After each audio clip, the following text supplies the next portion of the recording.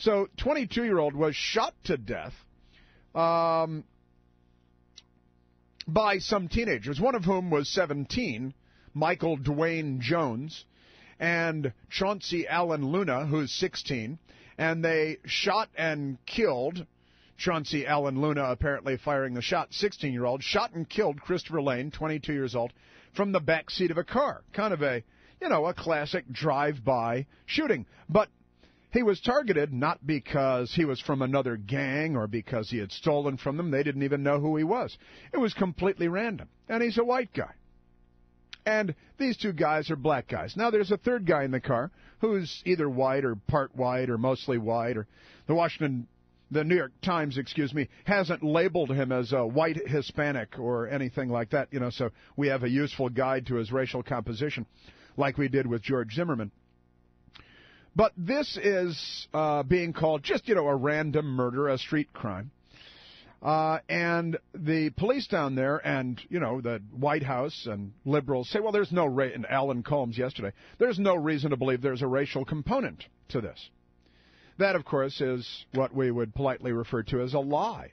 There's plenty of reason to believe that there's a racial component to this, in that at least one of the criminals here has tweeted repeatedly all kinds of racist things, anti-white things, hate-filled things about hating white people and 90% of white people being this, and talking about how he goes around, and this is a big sport among some in the black community in the United States of America, to go around and sucker punch white people, and you score big points if you knock them out cold. Walk up, just casual conversation, act real casual, and then suddenly, punch them on the button, a big sucker punch to the chin and try to knock them out. And one of these murderers, one of these punks, brags on his Twitter account about, i.e., I knock out 5 Woods since Zimmerman court. It's justice for Trayvon, you see. And justice for Trayvon was the big theme. And let me explain that, I guess. I.e. is just, sort of an expression of, nothing in particular. I knocked out 5 Woods. 5 Woods is a reference to Pecker Woods. It's an abbreviation of Pecker Woods. Pecker Woods is a black racial slur directed at white people, you see. So and that's just a little bit of James, a.k.a. Bug. That's his Twitter account. One of the people who is now going to face murder charges in this case. So he brags about how he goes around knocking out white people since the Zimmerman decision, right? Now, Barack Obama waded into the Zimmerman, Trayvon Martin. If I had a son, he'd look like Trayvon Martin. Well, if you had a son, he'd look like James, a.k.a. Bug, the killer of the white guy, too. But Barack Obama, interestingly, hasn't said anything about that. I find that curious. And then there's the case of Delbert Belton, 88-year-old World War II veteran, Okinawa, shot in the leg at Okinawa, 88 years old, going into this joint that he hangs out to shoot some billiards, when 2 young men, who just coincidentally are African-American, beat him to death for no apparent reason. Beat him, stomped him, whooped him real good, shown how manly they are, shown how tough they are, all that good stuff. And Barack Obama, if Barack Obama had a grandfather, he'd look like Delbert Belton. But Barack Obama didn't come out and say that, did he? Nor can we expect Barack Obama to come out and say that. At the same time, the big protest rally, orchestrated by none other than the Reverend Al Charlatan. This police chief is setting policy, you see what I'm saying, in regard to a black man being in predominantly white neighborhoods. That's why we're passionate If the rules was different, what would have happened? That's exactly. If the rules was different, if this young man would have shot this man, would he have been arrested? He definitely would have been arrested. In this case, Mr. Zimmerman has made the statement of self-defense. Until we can establish probable cause to dispute that, we don't have the grounds to arrest him. We've been, throughout this investigation, working in concert with the state attorney's office to make sure that we've done everything that we can and make sure that we do a thorough and complete investigation. One of the big themes was Trayvon Martin, justice for Trayvon, justice for the guy who beat up George Zimmerman, smashed his nose, banged his head against the sidewalk, because apparently, according to Rachel Gentel, he thought that he was gay. So, I mean, that would make it a hate crime if he thought he was gay, but never mind all that, because the facts get in the way of good, liberal narratives all the time. So here's a question I want to throw at you. Here, we've got a couple of cases. Certainly the Christopher Lane, white Australian baseball player, shot to death, drive-by shooting, random thrill kill, as they like to call it, a thrill killing. He's a white guy. He's killed by two black guys, and there's this white guy who's the driver of the car. He's, driving Miss James, a.k.a. Bug. And these guys are spewing racist stuff all over the place, talking about knocking out white people, talking about how he hates all white people, how 90% of white people are, there are expletives deleted all over the place. 90% of white people are nasty. I hate them. Okay, I mean that doesn't sound like a hate crime, right? That liberals like to have hate crimes. I don't believe in hate crimes, but to liberals, this doesn't sound like a hate crime. This doesn't sound racially motivated, but the Trayvon Martin, George Zimmerman thing does. Latino guy shoots a black guy that's beating the snot out of him at the time, and that's a hate crime. That's a race crime. All right, it's liberal world. You have to go with me here for a minute. So I want to ask a question of you. Why?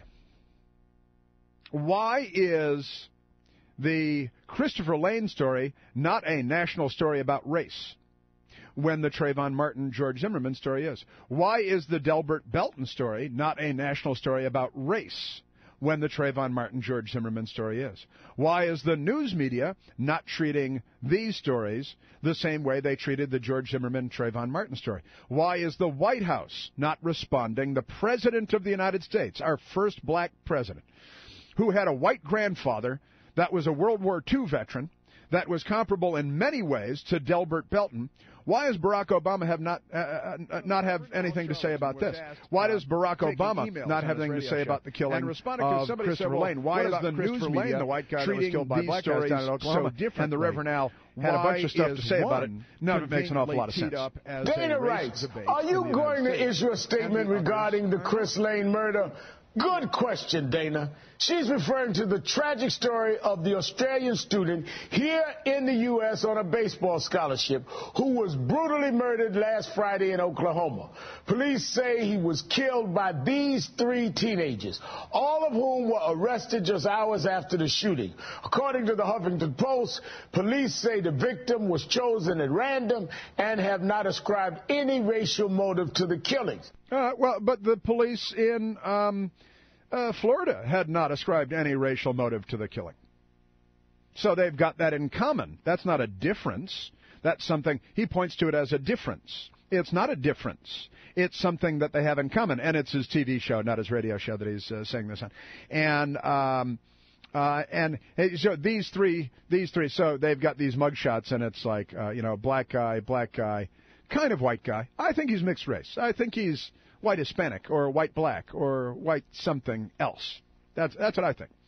Just like, look, if the New York Times can relabel people, why can't talk radio? Same thing. We're actually much more honest and legitimate than they are. So he points to a similarity as an imaginary difference. He continues. That doesn't stop my friends over at Fox and Donald Trump and others saying, why isn't Al Sharpton protesting this? I protest when I'm called in and when there's an injustice. The three were arrested. There was nothing to protest. The system worked there. There is nothing to protest there because there was no injustice. The white guy was shot to death by these black guys that hate white people. Randomly shot, and that's not an injustice because they were all arrested. Now, here's the thing. This is another fiction that the left has woven on the George Zimmerman case, that he wasn't arrested. All right? He was taken into custody that night in handcuffs. We've seen the video. Brought in with the back of his head bleeding, the front of his head bleeding, having been beaten nearly to a pulp by the aggressor in the case, who ended up being shot, Trayvon Martin. And he was questioned until dawn by the police. And they came to a determination that he was within the law as the community watch guy, legally carrying concealed in accordance with Florida law, and defending himself. Even though they didn't apply the stand your ground law, it was a self-defense issue. He was interrogated all night long. They tried to trip him up. They tried to trick him. They told him there was videotape of the event, and he said, thank God there's videotape. Now I'll be vindicated because the videotape will show what happened. They tried to trick him, though, by telling him things that were not true. The police interrogated him, and they let him go, and they decided not to file charges. They also reviewed it without the prompting of Al Charlatan and the New York Times before deciding, and the prosecutors looked at it, and they said, well, there's really nothing to prosecute here. Then because of public pressure, they ended up having to prosecute it because the left turned it into a clown car of race. And they racially polarized it, and they took a man who all his life has been Latino and made him white, made him Anglo-Caucasian for purposes of this racially polarizing moment, and then they made it a national story. Now, you see, the killing of Christopher Lane doesn't serve their political purposes. Why would they make that a national story? That points to a nightmarish problem that we have in the United States with murder in the black community being completely and utterly disproportionate to murder in the white community. And if you look at the root causes there, it's the demolition of the family and dependence on the state